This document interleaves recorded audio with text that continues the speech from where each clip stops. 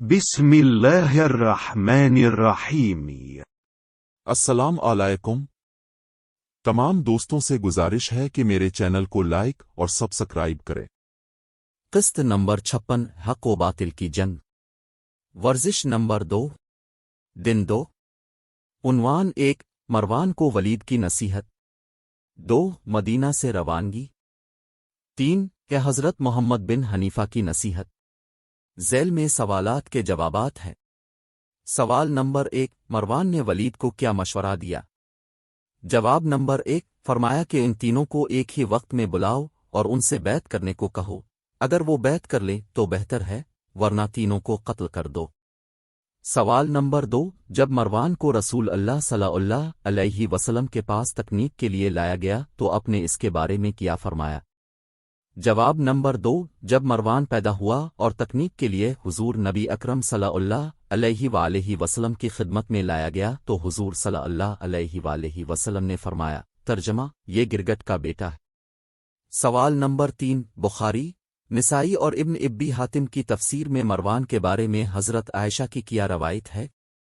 جواب نمبر 3، حضرت عائشہ نے فرمایا، رسول اللہ صلی اللہ علیہ وسلم نے مروان کے والد حکیم کو بددعا دی، جبکہ مروان سالب پدر میں تھا تو وہ بھی اللہ کی لعنت پانے والوں میں سے ہو گیا۔ سوال نمبر 4، ولید کے قاصد نے حضرت امام حسین اور حضرت عبداللہ کو کہاں بیٹھے ہوئے پایا؟ جواب نمبر 4، ولید کے قاصد نے حضرت امام حسین اور حضرت عبداللہ کو مسجد نبوی میں بیٹھے ہوئے پایا۔ سوال نمبر 5، یزید تک پہنچنے پر حضرت امام حسین نے اپنے ساتھیوں کو کیا نصیحت کی؟ جواب نمبر 5، اپنے ساتھیوں سے کہا کہ میں اندر جا رہا ہوں، اگر میں آپ کو فون کروں آپ کو لگتا ہے کہ میری آواز بلند ہو رہی ہے تو فوراً اندر آ جائیں اور یہاں سے نہ ہٹیں جب تک میں باہر نہ آؤں۔ سوال نمبر 6، جب حضرت امام حسین سے یزید کی بیعت کرنے کو کہا گیا تو آپ نے کیا فرمایا؟ جواب نمبر 6، اپنے تزیت کے بعد فرمایا کہ مجھ جیسا آدمی اس طرح چھپ کر بیعت نہیں کر سکتا اور نہ میرے لیے اس طرح چھپ کر بیعت کرنا مناسب ہے۔ اگر تم باہر جا کر تمام لوگوں سے بیعت مانگو تو ان سے بھی کہو کہ وہ مجھ سے بیعت کر لیں۔ سوال نمبر 7، جب مروان نے ولید کو حضرت امام حسین کو قید کرنے اور قتل کرنے کا مشورہ دیا تو یہ سن کر حضرت امام حسین نے ان سے کیا فرمایا؟ جواب نمبر 7، یہ سن کر حضرت امام حسین اٹھے اور فرمایا کہ کیا ابن زرقہ مجھے قتل کرے گا یا تم ایسا کرو گے؟ خدا کی قسم تم جھوٹے اور کمینے ہو، یہ کہہ کر آپ گھر تشریف لے گئے۔ سوال نمبر 8، ولید نے مروان کی نصیحت پر عمل نہ کرنے پر ان سے کیا کہا؟ جواب نمبر 8، ولید نے کہا، مجھے اب پر افسوس ہے، اب مجھے ایسی نصیحتیں کر رہے ہیں جس سے میرا دین تباہ ہو جاتا ہے، کیا میں رسول اللہ صلی اللہ علیہ وسلم کے نواسے کو اس وجہ سے قتل کر دیتا کہ اس نے یزید کی بیعت نہیں کی؟ خدا کی قسم اگر میرے پاس ساری دنیا کی دولت ہو تب بھی میں اپنے ہاتھ اس کے خون سے نہ آلود کروں گا۔ سوال نمبر 9، حضرت عبداللہ بن زید کس کے ساتھ مکہ روانہ ہوئے؟ جواب نمبر 9، حضرت عبداللہ اپنے بھائی جعفر کے ساتھ مدینہ سے مکہ روانہ ہوئے۔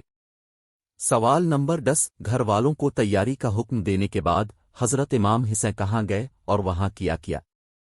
جواب نمبر 10، گھر والوں کو تیاری کا حکم دینے کے بعد اپنے مسجد نبوی میں اپنے نانا کے مزار پر حاضری دی، ایک ایک کر کے نوافل ادا کیے گئے اور سلام پیش کیا گیا۔ اس موقع پر آپ کی آنکھوں سے بے قابو آنسو نکل آئے۔ سوال نمبر 11، ہجرت کے وقت تمام خاندان کے علاوہ ایک شخص کون تھا جس نے امام حسین کے ساتھ ہجرت نہیں کی؟ جواب نمبر 11، حضرت محمد بن حنیفہ حضرت امام حسین کے ساتھ ہجرت میں شامل نہیں ہوئے۔ سوال نمبر 12، محمد بن حنیفہ نے حضرت امام حسین کو ہجرت کا مشورہ کہاں دیا؟ جواب نمبر 12، حضرت محمد بن حنیفہ نے فرمایا کہ تم مکہ چلے جاؤ اگر تم مطمئن ہو تو ٹھیک، اور اگر تم مطمئن نہ ہو تو صحراؤں اور پہاڑوں میں چلے جا۔ سوال نمبر 13، جب حضرت امام حسین اپنے اہل و عیال کے ساتھ مدینہ سے نکلے تو آپ کون سی آیت پڑھ رہے تھے؟